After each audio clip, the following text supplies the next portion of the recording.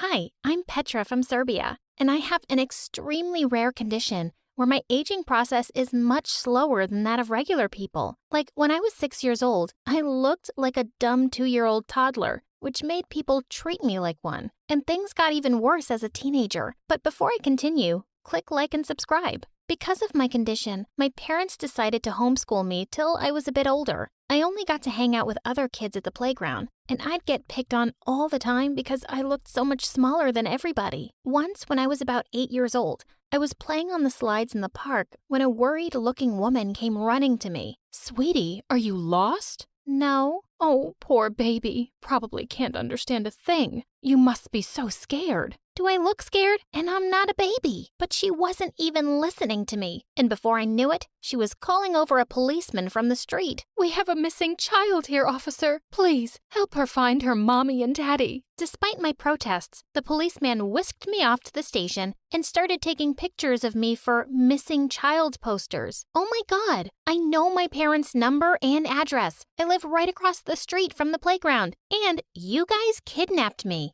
This was the beginning of many, many times my parents had to come get me from the police station. I finally joined school in the 7th grade. The minute I walked into the classroom, a girl elbowed me roughly and said, "I think you've lost your way, kid." Oh, if only I had $1 for every time I heard that. I would be a millionaire by now, and I wouldn't need to be in this school with dumb people like you. And with that, I pushed her aside and took my seat. When I did all the math problems correctly in the first lesson, the teacher called me over, looking all starstruck. Wow, Petra, you're a genius. Thanks. Why? Because you solved these algebra problems meant for 12-year-olds. But I am 12 years old. The teacher just giggled and then did something I hated.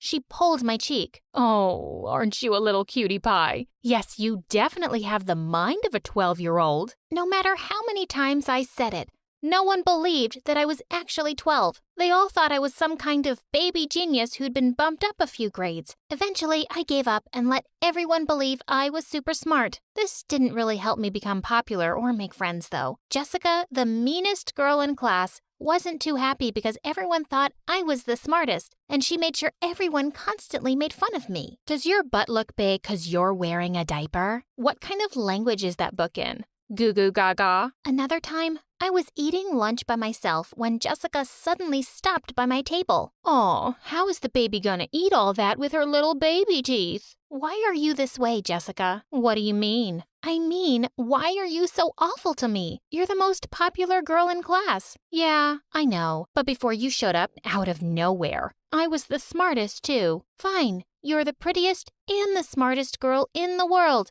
Can you leave me alone now, please? Sure, but let me mash everything for the little baby to eat first. And with that, she started pounding my food with her fist. OMG, you are such a psycho. And with that, I picked up the smushed piece of cake and flung it at her face. She picked up my glass of juice and dunked it on my head. And before we knew it, everybody joined in for fun and a full-scale food fight had broken out. We both got detention. And after that day, I found a corner in the little playpen for the kindergarten kids and basically had lunch there by myself the next 3 years. Until one day, Josh came and sat next to me. Josh had just joined our class a few weeks ago, and he was a total babe. With all the popular girls drooling all over him, I was sure he wouldn't notice someone like me, which is why I was pretty shocked to find him here. Why do you always have lunch alone? Is this your first time in high school? Of course, I don't expect someone like you to get it. He took my hand and looked deep into my eyes. I don't understand why someone as adorable as you is here either. I was so annoyed at how fast that made my heart beat. After that, Josh and I became really good friends. He'd always invite me to watch his football games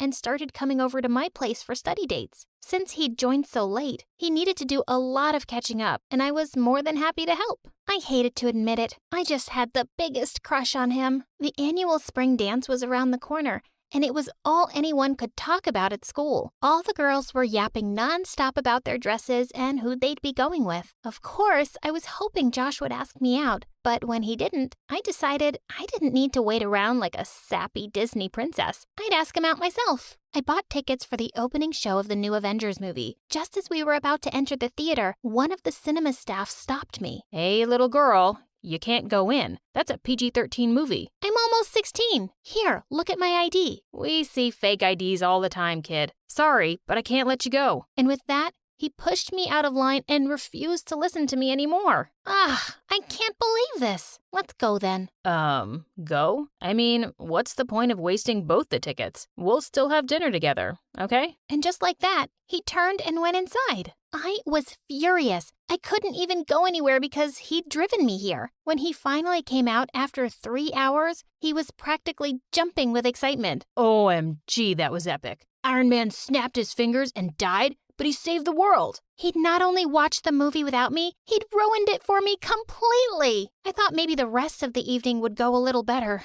but boy was I wrong. At the end of the meal, when the waitress brought us our fortune cookies, I looked over excitedly at Josh to open his and read the little note inside. Will you be my date for the spring dance, Josh? He looked up at me in complete shock. Petra, I don't know how to say this, but, no. How could you even think that? You're more like a little sister to me. I've already asked Jessica out. Man, you've really made things awkward. I felt so utterly crushed and stupid. I flung a glass of water in his face. I wish I could snap my fingers right now and make you disappear. And with that, I ran out of there and took the bus home. Nobody was more grateful than me when stupid high school ended and I was off to college. It wasn't too far from my town, so my parents could visit me often or come bail me out every time an officer thought I was an underage driver. Gosh, this is the 3rd time this month. Why are you police officers so dumb? Can't you see I have a real license? She doesn't mean that, officer. Come on, sweetie, let's go.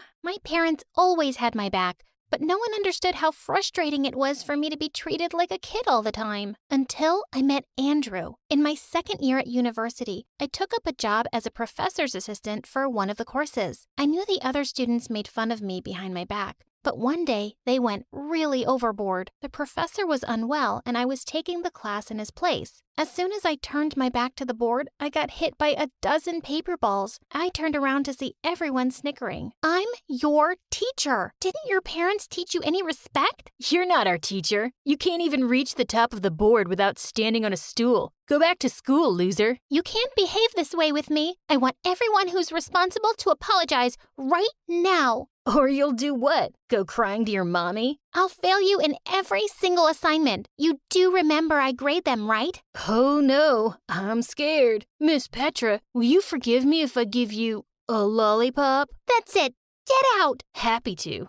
Come on, guys, let's go. We don't need to take orders from some high school smarty pants. And just like that, the whole class walked out. I tried to keep my cool, but when everyone had left, I burst into angry tears. Just then, I felt a gentle tap on the shoulder, and I looked up to see that it was Andrew, one of the students. I'm really sorry about the way they treated you. I think you're really smart and beautiful.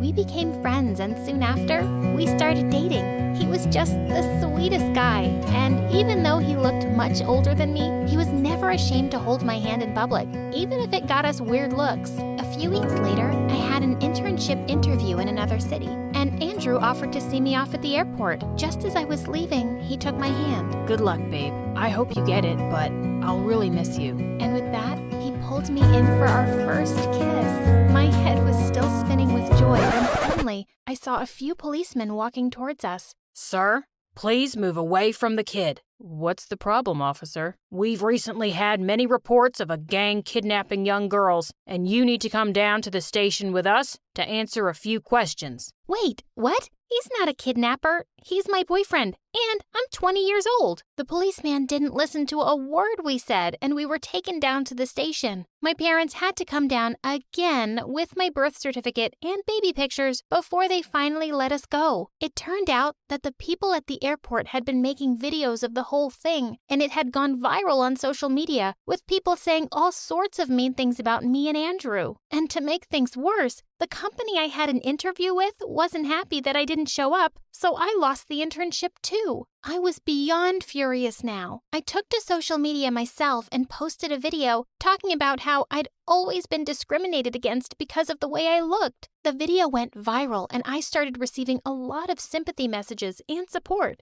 The public pressure made the police issue an official apology, and the company even offered me the internship again. But my condition had really sparked an interest in the public, and I was being invited to tons of TV and online interviews. All everyone wanted to know was the secret of my youth. Soon enough, I realized that people envied me. One morning, I picked up the local newspaper from the door and was horrified to see my face splashed across the front page with the headline, "Girl Discovers Secret to Eternal Youth." Babe, come here and look outside the window. To my shock, there was a massive crowd of people outside our apartment building, and the minute they spotted me in the window, they started screaming. "Have you discovered the fountain of youth? Tell us where it is. What do you eat to look so young? I'll pay anything for it." With your anti-aging formula for youthful skin, we can become millionaires. Come work for our skincare company. This was complete madness, and I had to put an end to it. I opened the window and everybody became quiet to hear what I had to say. Listen, there is no secret. It's a condition I've always had, and it's not a blessing. I've never had anyone take me seriously my whole life. I spent all of high school being bullied. My message to everyone is that we all need to learn to be happy in our own skins and accept everyone as they are. Thankfully, the message spread far and wide, and people didn't bother me again, but I still became pretty famous and was regularly called for talks on self-acceptance and against bullying. I'm married to Andrew now, and we have 2 young kids, and secretly, I really don't mind at all when someone says I don't look like a mom.